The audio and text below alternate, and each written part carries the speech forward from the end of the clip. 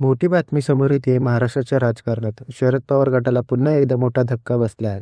स्थानिक स्वराज्य संस्था निवडणुकीच्या पार्श्वभूमीवर पक्षांतराची लाट पुन्हा उसळते आहे. आणि यावेळी राष्ट्रवादी शरद पवार गटातील बड्या नेत्याने थेट काँग्रेसचा झेंडा हाती घेतला आहे. राज्यात पुढील काही दिवसांमध्ये स्थानिक स्वराज्य संस्थांची निवडणुकी होणार आहे. महाविकास आघाडी आणि महायुती या दोन्ही गटांनी तयारीचा धडाका लावला आहे.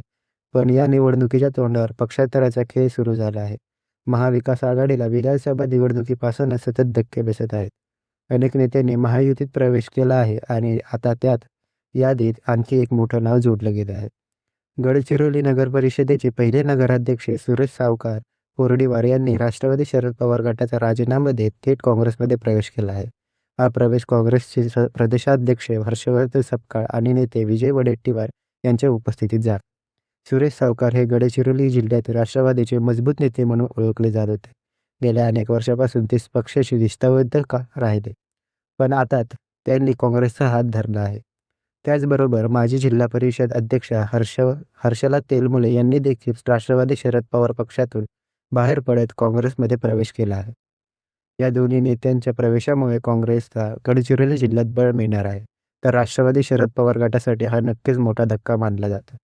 कारण स्थानिक स्वराज्य संस्थेच्या निवडणुकीच्या काही दिवसाआधी महत्त्वाचे नेते घर सोडत असल्याने गटाचे संघटन क्षमतेवर प्रश्नचिन्ह निर्माण होत आहे.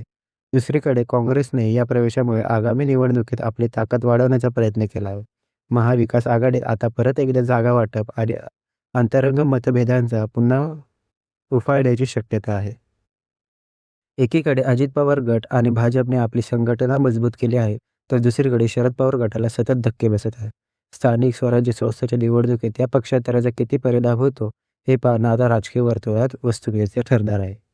आपल्याला काय वाटतं, या पक्षांतरामुळे गडचिरोली जिल्ह्यात काँग्रेसला फायदा होईल का? कमेंटमध्ये नक्की कळवा. राजकीय घडामोडीतील प्रत्येक अपडेटसाठी चॅनेलला सबस्क्राईब करा आणि बेल आयकॉनला दाबायला विसरू नका.